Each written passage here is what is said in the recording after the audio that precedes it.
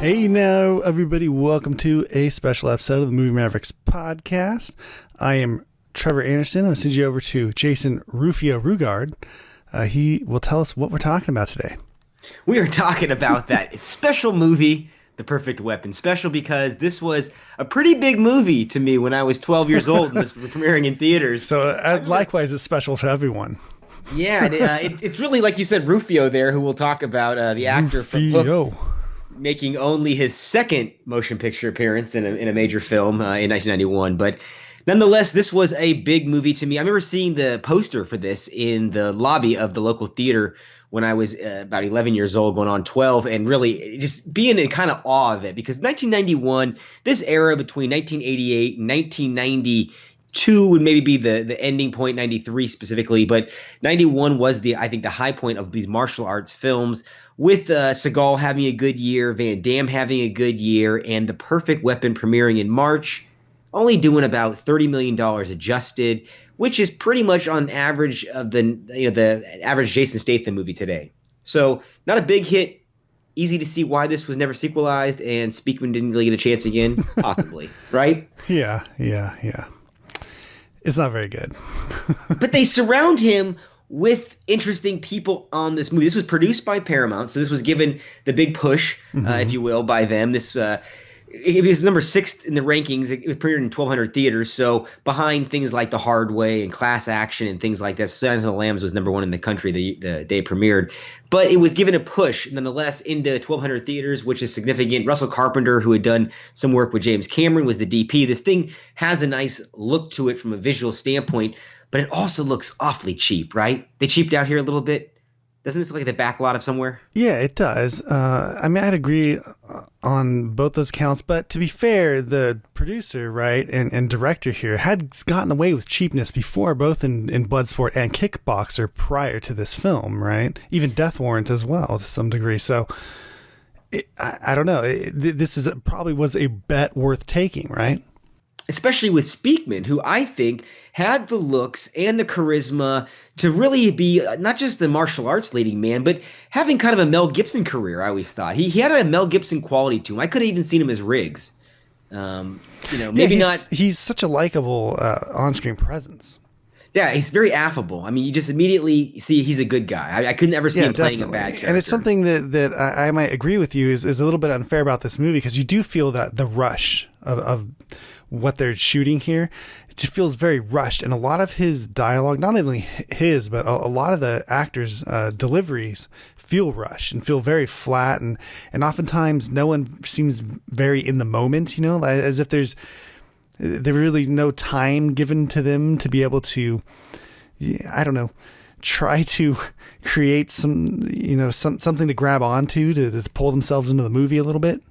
Yeah, I don't know what the turnaround time was production-wise on this, but I would agree with you that things feel hurried, especially the running time. It's very short. This movie is maybe 85 minutes long, and there's even a long ending title sequence, which really tacks on some time, and it doesn't help with the long running time. But regardless, the sequel that never materialized from this, and I'm taking this from a quote that Speakman gave to the Action Elite website back in 2015, he suggests that the origin script for Speed was originally being worked on with him in the lead.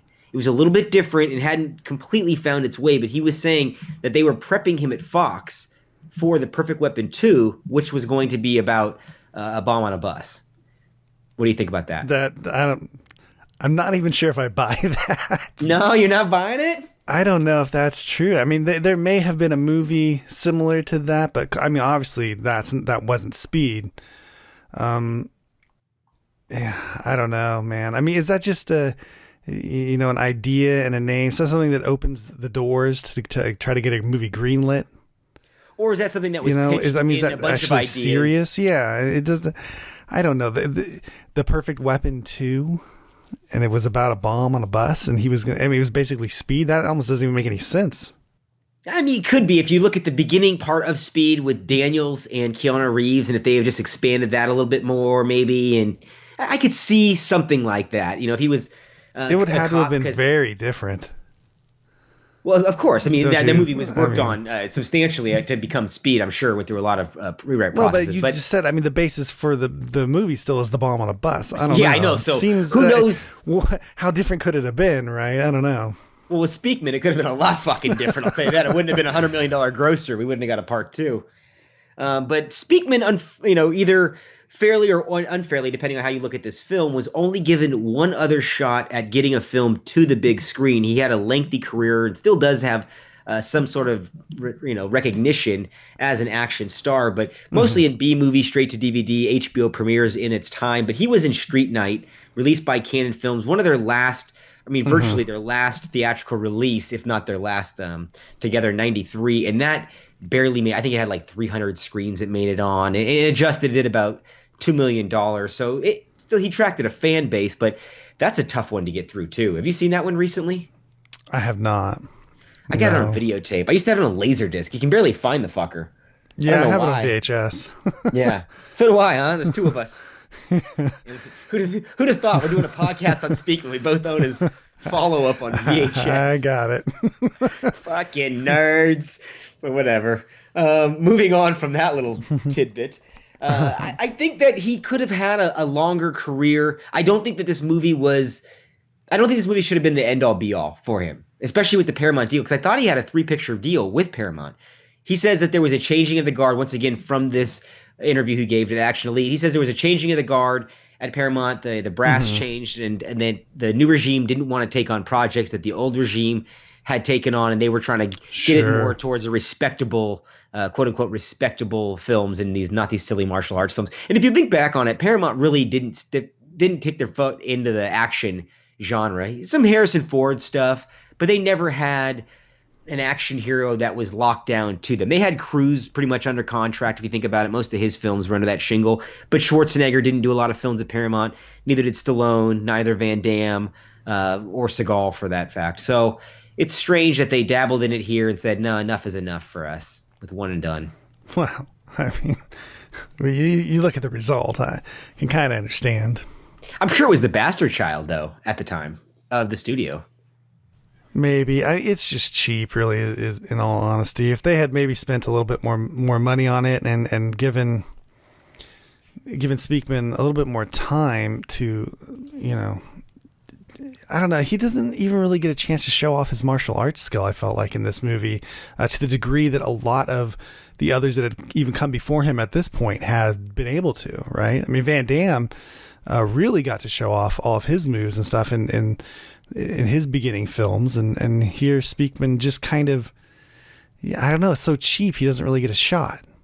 I see what you're saying. I'll agree with you on that, because I would say that Seagal's first film, Above the Law, has a certain glossy element to it, so he doesn't necessarily need to show off the fighting so much because they were building him mythically. Andrew Davis is so good in that film as a director and using him and Pam Grier to build a character and a real movie around him that it was important that he did that. And Bloodsport is so cheaply made, but Van Damme is so athletically gifted. It's such a great action movie, Bloodsport. I mean, people fight constantly, and the choreography is great, and it's such a well-directed film as well. Yeah, editing is great, direction's great, but I would say The Perfect Weapon is somewhere in between those two as a debut film. It's kind of got a glossy studio feel, and it's sort of trying to show him fighting. It really doesn't do either of those. There are moments in this movie, there are shots and moments in this movie where it's just clear that they're just on the sidewalk, just grabbing a shot real quick, and it's just two guys just spewing out lines. It's Jeff Speakman and Rufio just saying some stuff, and that's it. Time filler, and that's a lot of this movie, unfortunately. All right.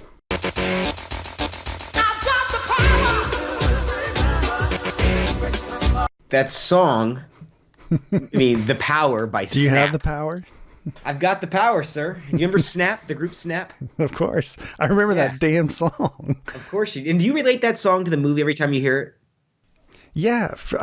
Yes. If not for the fact that song wasn't also everywhere.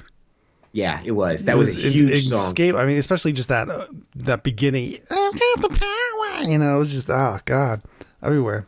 It's a German music group. They go by the name of Snap with the exclamation point at the end there, because if you couldn't tell, she screams, "I've got the power," and they screeched their choruses typically. It was released in 1990, and it hit number 2 on the Hot 100 charts behind Mariah Carey's Vision of Love. So it was a big hit here in the States, and really that I always put that opening sequence with Speakman doing his thing in the apartment to the song. It always kind of just was a great entryway to this movie. I mean, Seagal had that great entry in Above the Law. Van Damme doesn't have particularly a great entry in Bloodsport, but this was a great way to introduce a new action hero, I thought. Yeah, it definitely is the highlight of the film because so much is unrealized at this point. And there's so much potential just watching the scene thinking, oh my God, this is going to be a great movie. And I don't know, it's kind of a double-edged sword for this script, story and movie where the simplicity is something that I just absolutely love about these types of movies. And this thing has it in spades, and it doesn't really try to overcomplicate anything. But at the same time, it's so simplistic, it almost just not necessarily loses its way, but just loses momentum at times. It's so thin, it becomes almost, it vaporizes as you're watching it. I realized about an hour into this, I thought, oh wow, like this is so just a thin movie story. It's Fistful of Dollars. It's Yo-Yimbo before that. It's all these things where the outsider comes to town and gets involved in a power struggle between two warring factions, and he can make a difference because he doesn't have an allegiance. But you have to love the whole guy in training that doesn't complete his training, so doesn't quite understand it stuff, and then by the end of it, he's gonna earn the I guess knowledge that he has to go back and master it, to completely understand it in some sense, even though he's clearly completely mastered it. I don't know what he hasn't really, right? Well, that's one of the tropes of these martial art films that I actually like, that it continues, is that these guys aren't really totally matured beings at that point. Even the end of Bloodsport, Van Damme gets the ceremonial ribbon, and he can graduate now because he's achieved something. Bruce Leroy got the glow, and now Jeff Speakman, he gets the tiger and the dragon. No, he gets the power upside down. He's had the power since the beginning. He already has the power, yeah. I got 2 things to point out. One, if somebody above me in an apartment building was doing that kind of activity, I would be pissed, especially blaring that music at that hour of night. 2, is he on a chain gang as the movie starts? What is his lot in life? Did you pick that up when he goes, "Hey, Sanders, time to take a power break," or water break? I don't know. Like shoveling dirt on some roadside chain gang? Like what? Is he still paying for beating that kid's ass in high school? I mean, possibly that's what that was. I don't know, because like I say, I don't think they really did such or paid much attention to a lot of detail in this, but he's definitely still in his own mind paying for that, right? So maybe it was volunteer work. Maybe he's like shutting himself. He's like doing very monkish things. Yeah. It's his version of going to a monastery, like in Rambo. That is what he learned, right? When he accidentally killed that kid or whatever. Almost kills the kid, right? He doesn't actually kill him though, right? I mean, they take him off, right, to the hospital. I can't remember now. Trevor's talking about here in the flashback sequence when Jeff Speakman's character is driving into Los Angeles, or he's driving out of Los Angeles. Where does this movie take place exactly? I can't recall. Is it San Francisco? I know he's driving somewhere in L.A. to get somewhere else is all I can really remember. Yeah. And he's in that he looks like the Marlboro Man there with his 5 o'clock shadow. And it takes place in some nondescript city on the shore. It takes place in the Paramount backlot is where it takes place. Regardless here, he's in his car and he's thinking back on the things that has impacted his life thus far, and he got into a little squabble with the boys on the football team and put an ass whooping on one of them, and he's now racked with guilt. Like broke the kid's back or whatever, right? I mean, I thought he killed him. It's been at least a decade, but right? I guess not. Yeah. He's got to be in his late 20s, early 30s in this movie. Oh, apparently. Easily. So he's given himself a hard time for a decade over this bit of foolishness as a teenager, and he's still beating himself up as he goes to this town. And on the flashback, they never really specify, though. I thought he was justified in kicking the shit out of the guy. What do you think? Yes, but he did it without having completed his training, so he wasn't fully able to control his strength. You see the power that he has. And so he damaged that kid, and so it kind of scared him off, right? And so he didn't complete his training at all then. And now he's kind of reserved, and he's still the martial arts guy, but he's not wanting to necessarily get involved in stuff, right? Isn't that kind of the idea, I thought, anyways? I know, kind of like a Con Air thing, right? Where he killed the people accidentally, but he's not a bad person, right? Well, I mean, he obviously is quick to jump into some shit when he gets to town and he pulls the guy out the window. He's not. Hey, I've already said this movie does not handle detail very well, all right? I'm just saying what the beginning sets up is that, right? I like the beginning setup, though. I like that dynamic. I love it, too. It just doesn't pan out to be anything. No, because he's got the little brother character who he was sticking up for as he beats up the football player, which gets him ostracized from the family. Which becomes Rufio later on in the movie, right? In a sense, I guess, yeah. I never thought of it like that. Rufio is, yeah. I never got that family issue on it, but I like what you did, because that Adam character as a cop is such a weenie of a character. He's constantly being smacked around in this flick. I mean, Jeff Speakman open hand bitch slaps him at least twice, and the same thing the football player gets away with on his brother and gets the shit kicked out of him. Speakman's doing freely to his own little brother. So, like, he saw that he was a punk. You know what I'm saying? He slapped him at least 2 or 3 times. I mean, that's what got you in this problem. Yeah. Yeah, it's a useless role for that actor. But my problem here, when he goes into town and he goes into Yun's shop and these kind of things, and it's the beating up the old guy's getting the shop kicked around, and he comes in and does twice as much damage, but it's okay because he's saving the day. This bull in a China shop. Since you're saying young, you gotta love James Hong, though. He's great in this. He's fantastic in every single thing he's ever been in. And for those of you who don't know him, you recognize him immediately if you ever see him. But I don't know. He's in so much stuff. I'm sure also, people. Mako is in this, who was, obviously in Conan and Mako's, one of the bad guys. I mean, then you have Odd Job. I can't think of his name, but from the James Bond films. So they do have a cast here of Asian actors that have some sort of. Or is Mako one of the bad guys? I can't remember now how the story ends. He's the guy that gets killed, right? Yeah, is his buddy. He's the dad's friend. Yeah. One of my favorite lines, too, is when Mako in the flashback sequences suggests to the father that maybe Jeff should go to this new school that teaches honor and respect. And the dad goes, "No, the hippie schools, is it?" He just immediately just think, what are they doing, drugs over there? Fucking hippies? So they'd be like, "You vegans, you guys eating no cheese over there or what? What are you doing?" Oh, God. I'm telling you. But the production here goes so flat, and all the sets are so flatly lit from this point on. Oh, God, it gets bad, yeah. When he walks by his old karate studio and walks across the street, and you're like, oh, there's 3 people that exist in this world. The 2 people in the karate studio and him on the street. Oh, yeah, it's very selectively framed throughout the middle of it, especially inside cars. I mean, you can tell that the car is just parked somewhere, anywhere, who knows where. When they're walking down sidewalks and things, they just frame it so that you can't probably see the set across the way, Yeah, it's delicately framed. You put that right. Do you think that this technically, in terms of like filmmaking, is a better film than Bloodsport from a technical aspect of lighting, no. money spent on it? You don't think they just? Because I've always heard that they salvaged Bloodsport out of nothing. With the editing, Van Damme and Sheldon Lettich made something out of nothing. But then again, you have to film something. Maybe that's true. I don't know. I mean, editing surely is not also a strength of the perfect weapon. So I don't know. I mean, whether they salvage it or not, the movies are at best lit and shot the same, I guess. I mean, Bloodsport's framed and choreographed way better, direction wise, blocking and everything.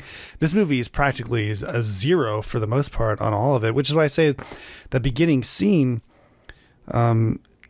clearly some time was spent on that, and someone was actually, writing a script, like this is this guy's backstory, this is everything. And then once you get out of that, they just went, and there's the rest of the movie. Well, what it does is delivers a fight scene about every 5 minutes or so after a certain amount of time here. Yeah, they're just not very good, though. But it does continue that 1980s and 1990s tradition of our hero beating up a gang of would-be muggers. Right, yeah. That was a big trope for a while. I mean, the bad guys are clearly bad guys until he makes a mistake, and then they're not. But but they rectify that immediately, right? This is definitely one of those simple movies where bad is bad, good is good.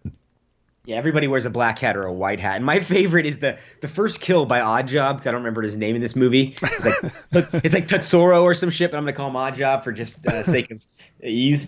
That I love that his first victim, he basically bear hugs him and then headbutts him and then leaves this nice little dandelion on his lapel.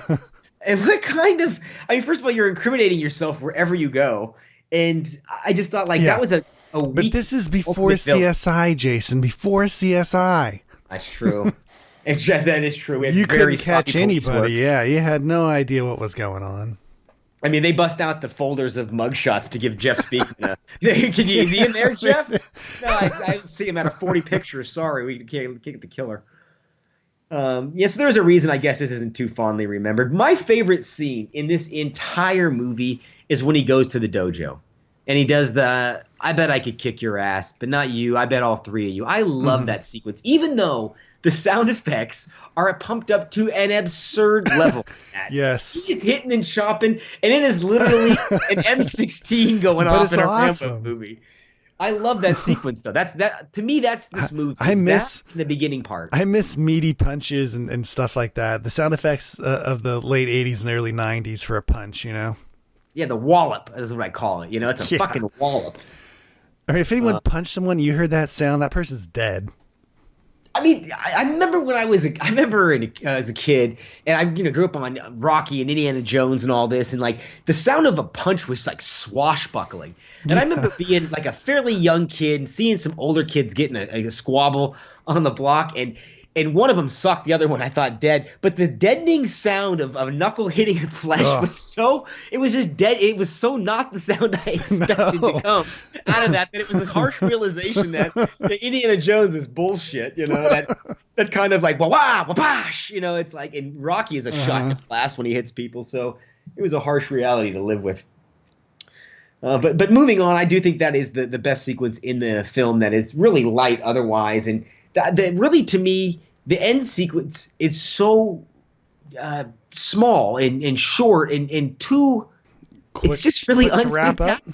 It's unspectacular, and a lot of the whole movie's quick to wrap up. You brought up the point where we were misguided for maybe one scene into who the bad guy is, and then we realize in that very next sequence, because even the character says something: "The man breaks in my house to kill me, and now he leaves with my blessing and my loved one." Strange. No, bad writing is what I want to say.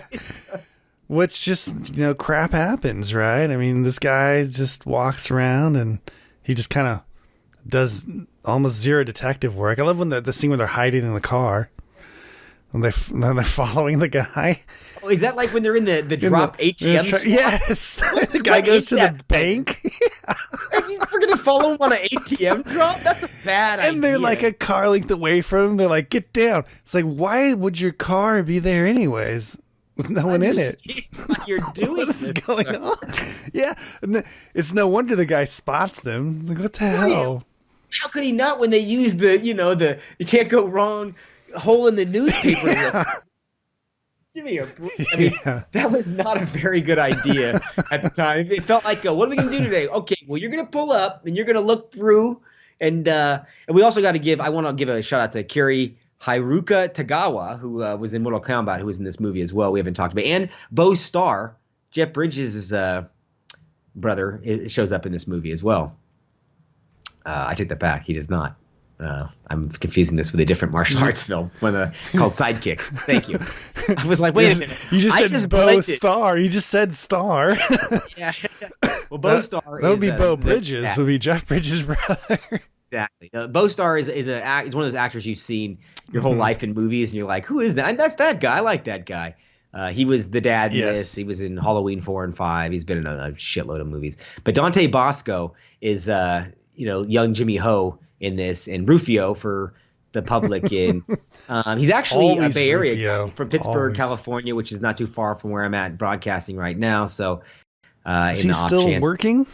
He is still working, but I think he's not. Really? No, he is. He's got I'm on his IMDb page right now. He does voiceover work for Star Wars Rebels. What was his last movie? Jarhead 3. Yeah, he was. I saw that and reviewed it for the site, and he was the videographer in that film. He wasn't Take the Lead. That's right. Yeah, I mean, great. You saw Take the Lead, huh? I saw Jarhead 3. You saw Take the Lead? Take the Lead's a good movie. That's Antonio Banderas. You shut up. Okay, I thought it was a Bring It On. Shut your mouth. I did see Take the Lead as well. Yeah, thank you.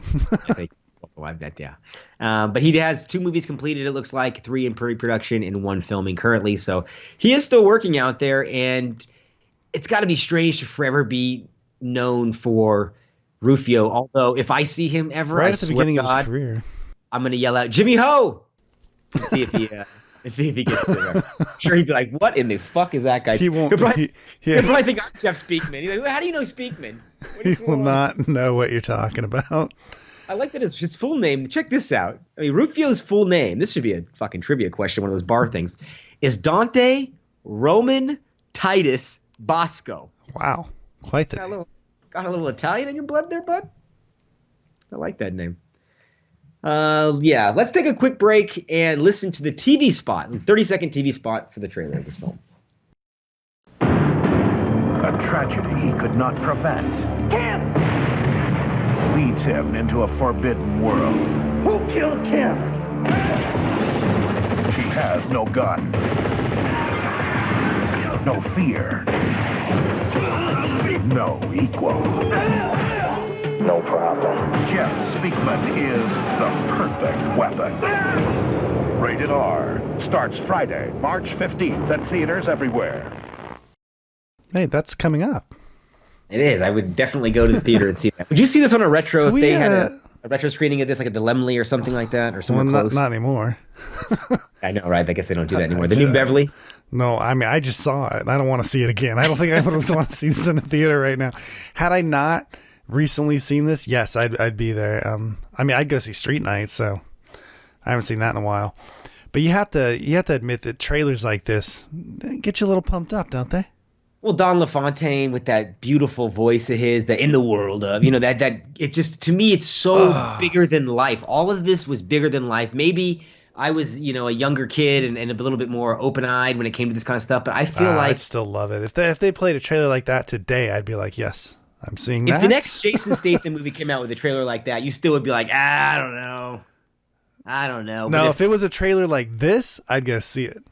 They can't break anybody like this nowadays. They wouldn't be able to do this. Pull someone you've never heard of and say, hey, this guy, now they have to have an angle. It's got to be a UFC fighter. It's got to be a professional a WWF guy. They would never be able to say, hey, this guy's been kicking ass over here in some random situation, or this guy does X, Y, and Z. He's a badass. We're putting all this money behind him. It would tank. I mean, they couldn't get away with it basically in 91, so they're sure as hell not going to do it in 18. And Disney has no interest. But I want it. Yeah, I know. I agree. This happens on occasion in the B-movie market, and since I still follow the B-movie action market, well, it still happens not only on occasion, but it happens in Hollywood, right? I mean, think about Chris Pratt. Think about what's his name from The Office, Jim. What's that guy's name? Krasinski. John Krasinski, whatever that guy's name is. Yeah. John Krasinski. Yeah, he's basically an action star now, or slowly becoming one. So I don't know. It does come two actors from that weird were not places. known. Both those guys were not known for being comedic or action heroes. It was comedic and exactly, yeah. So they went the Keanu Reeves, Nicolas Cage route, which they took their career into the action realm in a way where this guy was broke as an action star and really stuck in that because, as you can see, but he was a martial artist, right? But he was also a professionally trained actor. He'd been on soap operas, romantic dramas. I had no idea. He was on General Hospital, so he was. I can see him as a soap actor for sure. He has that look, Yeah. And I just think that he was the most classically trained, and it's a shame he didn't get a chance to really display what he could do. If you're interested, this is streaming right now on Amazon Prime. I watched a Blu-ray of this. I own the Blu-ray, but all of Films released one recently, and it looks just as good as on Amazon. So I suggest you look that. But they have a lot of other Speakman films on there, and I would suggest, if you have the time, to check out Land of the Free, which is one he did with William Shatner, and also Running Red. Those are some of the better ones he did afterwards. Also, Deadly Outbreak with Ron Silver is kind of a fun Die Hard-esque movie. So he did some fun movies after this, but they never were on the level of competence, I guess, that this is. And I mean, because this does have the confidence that a lot of B movies don't. They aren't blessed with, because it did have them. When you look at films from like Mark Dacascos and things like this, this is much better than Only the Strong, which was also his, movie that they tried to push to Koskis, which didn't take. Yeah. I mean, right? Because this is a better movie than that. No, you're right. I mean, there are plenty of actors just like Speakman around this time that didn't make it. I mean, we listed, or obviously we don't have to list who did make it. Everyone knows them. Yeah. But there were a lot that they did try. But it was so, I think one of the issues that existed back then that doesn't exist now is that VHS market, Yeah, it was definitely this had to over-index on the VHS market. It had to, because this was constantly on HBO. I mean, this was rented amongst my friends numerous times. I mean, just watching this. Well, these types of movies rented that back. super well. Oh shit, man! We'd have sleepovers, and it would be Silent Night, Deadly Night, and American Ninja. You know what I mean? And those were rented from the local video store. Right. And I'm sure that we rented those numerous times. And if your box art was even slightly decent, we would get there. Well, I'm pretty happy that we went back and looked at this, but at the same time, I'm a little sad because it doesn't have the same oomph that it had when I was 12. Yeah, this is one of those ones that I'm going to have to forget about in another decade and before I revisit. Yeah, it's going to take me at least another 10 years to get back to watching this. Yeah. And I still own my VHS copy of this from when I was a kid and the Blu-ray, so I can't give up the Blu-ray. Yeah, will you even be able to find this movie in 10 years? Only on YouTube. I think this is actually available in its entirety on YouTube as well as... I wouldn't doubt it. Not worth protecting the copyright. As Amazon. When you went to find this on Amazon, did the box art pop up? Because it's like the only thing out of all my streaming things that didn't have a cover art. And the cover art's great. Yeah, there's there were two, as is normal with weird stuff like this on Amazon, there were two separate versions of this. One just for sale, or one on a subscription service, I guess. And one of the subscription services must have this available. Which I'm not sure. I don't think that there was something weird about it. I don't know. One had box art, one didn't. Huh. And I can't remember if it was the Prime one or the one that was on the other service was offering it. Mine didn't have anything on the Prime, but regardless, check out the poster art of this if you get a chance. It's probably the best thing about the movie, which is what we said about Beastmaster last week. But we'll be back with you guys next week with an all-new episode of the Movie Mavericks podcast. Speaking for Trevor Anderson, I'm Jason Rugard, and we are the Movie Mavericks.